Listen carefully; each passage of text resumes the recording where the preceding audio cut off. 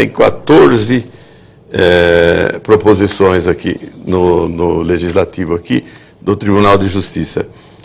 Cria 8.274 cargos, 8 mil deputados de análise, extingue 1.793. Está precisando de 6.481 cargos. Tem juízes trabalhando que nem louco para poder botar o expediente em dia, não é? E a gente não vê esses projetos avançar, a não ser outro dia que foi aprovado aqui por esta casa um projeto do governador Alckmin, que criou 1.299 assistentes para os juízes, né?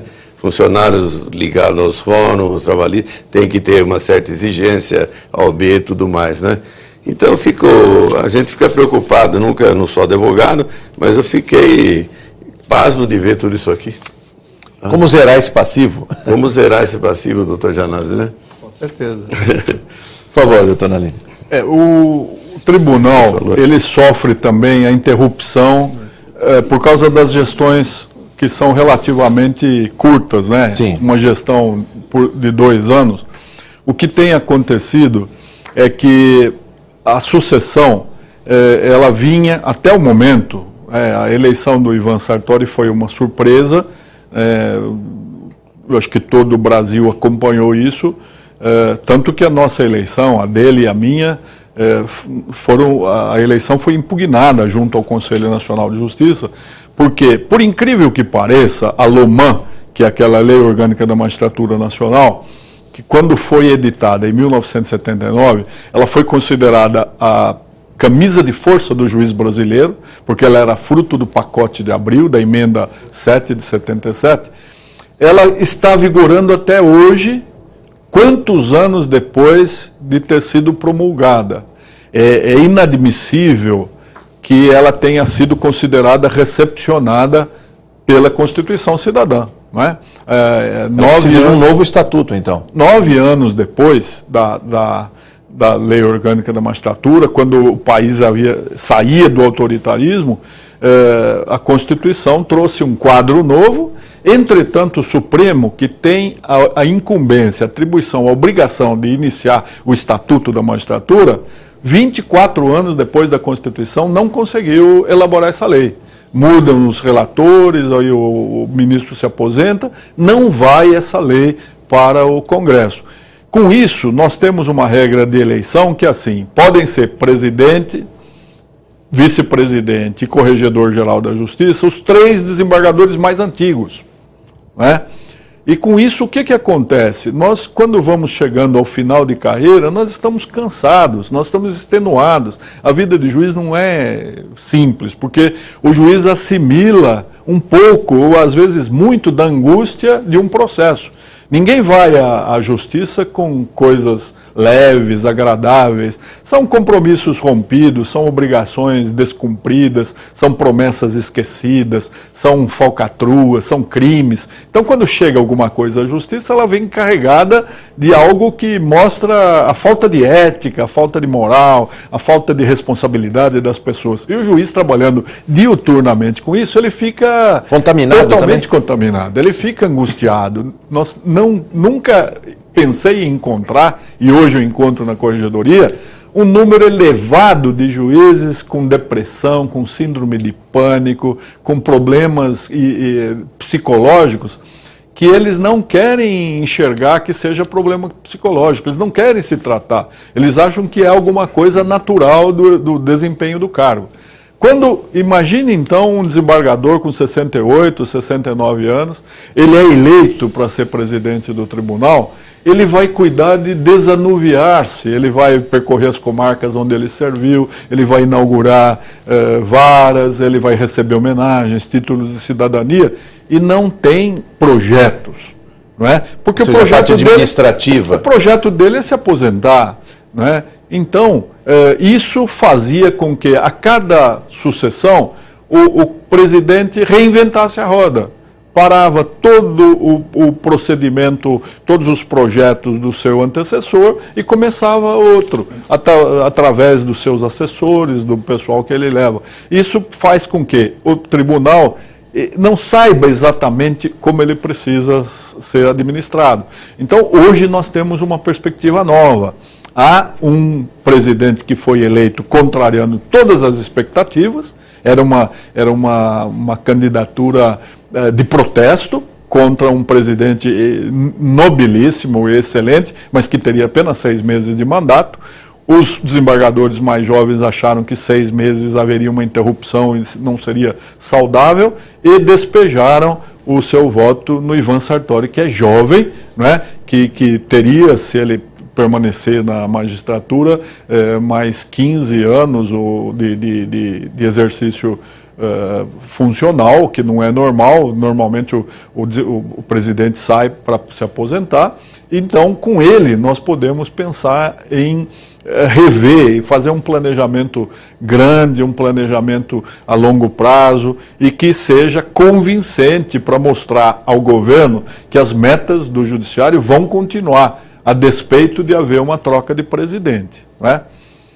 É o fim da fila, só para fechar esse bloco, ou seja, são 360 desembargadores que poderiam, em tese, assumir pela antiguidade a presidência da Casa. Ou seja, essa eleição foi emblemática. Essa foi porque o Ivan, ele é um dos jovens desembargadores, ele não deve estar, não tenho agora a lista, mas ele evidentemente não é um dos 100 primeiros desembargadores.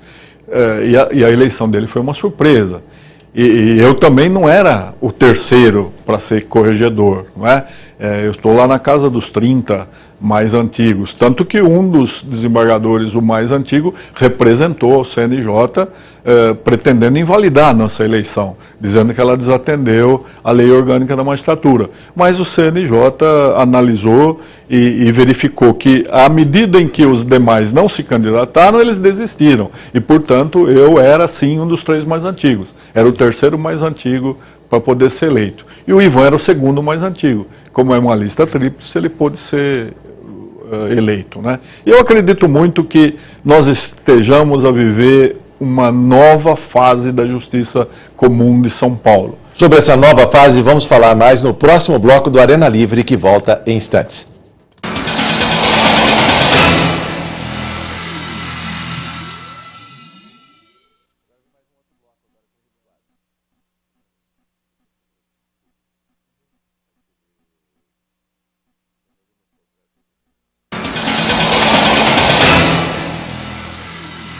Estamos de volta no Arena Livre, hoje conversando com o desembargador José Renato Nalini, que é corregedor do Tribunal de Justiça de São Paulo. E o senhor falava sobre essa nova fase, esse novo momento da justiça.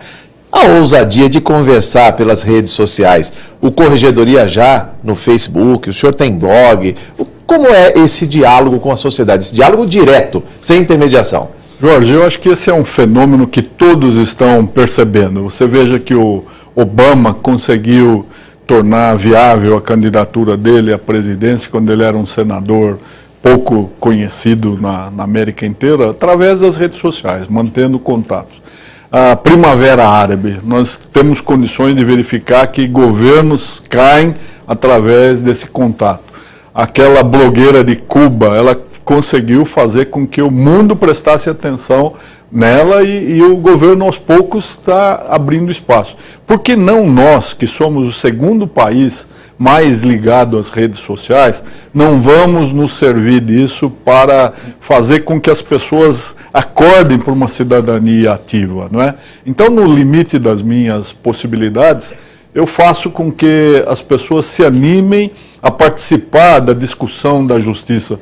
Fala-se tanto em administração popular da justiça, em outros países, acusa-se o judiciário de não ter legitimidade porque não passa pelas eleições, não passa pelo sufrágio.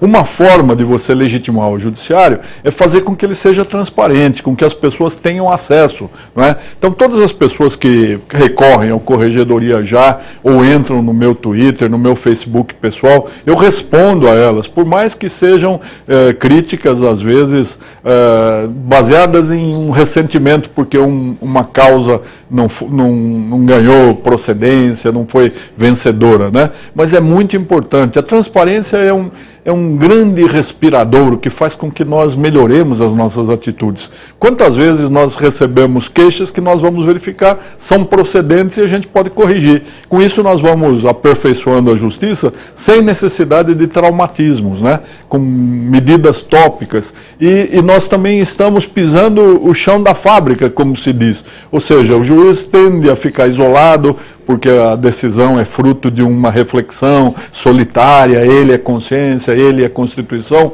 Quando ele ouve as pessoas, os semelhantes, ele está verificando se aquilo que ele faz encontra repercussão no senso comum de justiça da população. Deputado Carlos Gianazzi. Eu queria dizer que o Conselho Nacional de Justiça, que foi citado aqui no início, ele foi criado justamente para que a sociedade tivesse controle externo, controle social do Poder Judiciário, que até então isso não existia no nosso país.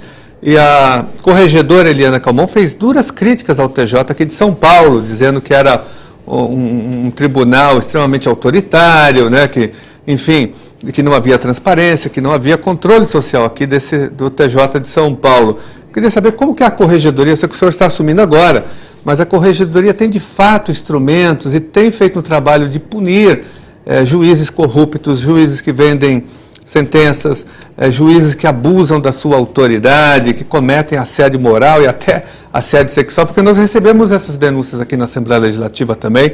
Nós, em 2010, aqui protocolamos um pedido de CPI do Judiciário Paulista, né?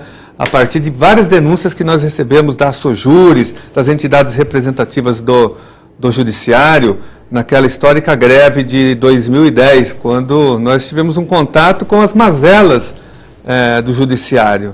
Eu queria saber se realmente a corregedoria pode funcionar para valer, punindo esses juízes sem a necessidade do Conselho Nacional de Justiça. Há casos. A Corregedoria de São Paulo, ela tem uma tradição de ser extremamente severa. É só perguntar para os juízes de primeiro grau e eles vão dizer que até o momento, né, nós tivemos, os corregedores são pessoas sérias, graves, até porque são pessoas de outra geração, né?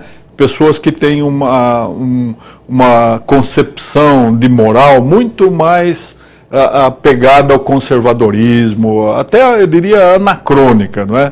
Então nós temos muitos casos de juízes que estão em disponibilidade.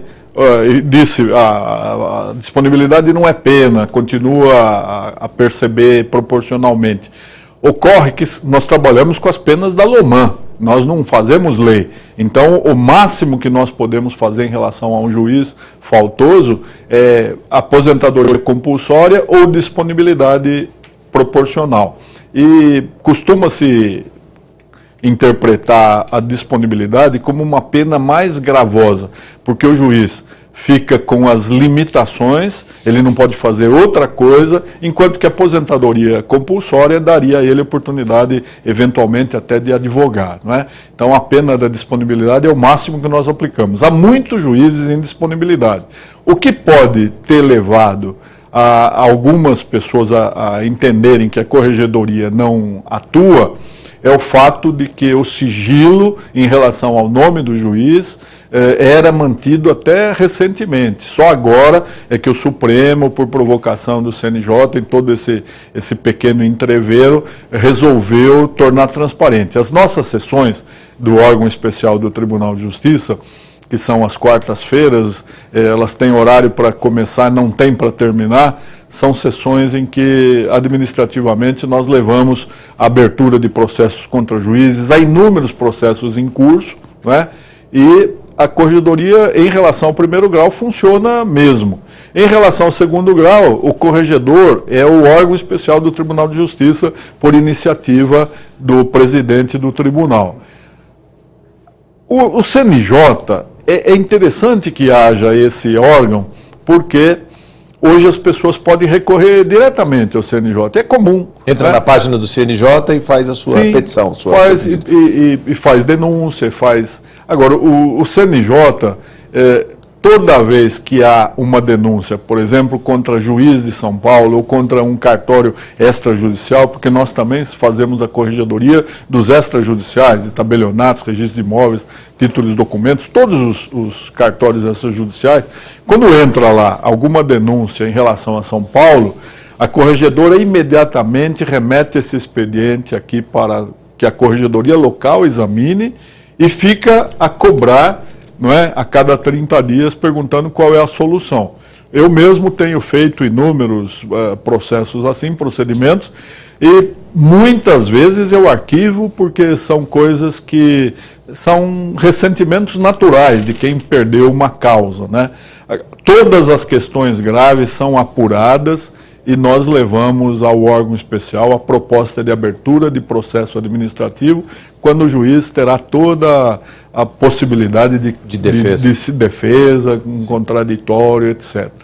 A corregedora, que é extremamente severa e que fez aquelas declarações que o Brasil inteiro tomou conhecimento, ela tem vários ofícios elogiando a corregedoria paulista. Quando ela quis se referir ao Tribunal de Justiça, ela quis dizer que o critério de punição do juiz de primeiro grau e de funcionários não correspondia ao critério de punição dos desembargadores, né?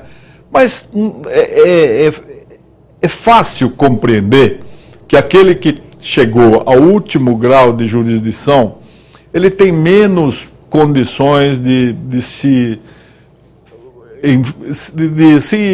envolver num procedimento de infração. Ele já tem muitos anos de magistratura, pode até ser que haja alguns dentre os desembargadores que não sejam os modelos, né, que não tenham uma conduta primorosa. Mas não há um corporativismo? Existe essa denúncia, né, que há um grande corporativismo na Justiça Paulista, que a corregedoria não pune porque... né, mas a corregedoria ela não é corregedora do segundo grau. Não é? Eu não sou corregedor dos meus colegas, eu sou corregedor do juiz de primeiro grau. Como o CNJ também não investiga os ministros do Supremo. Ele tem a outra atuação.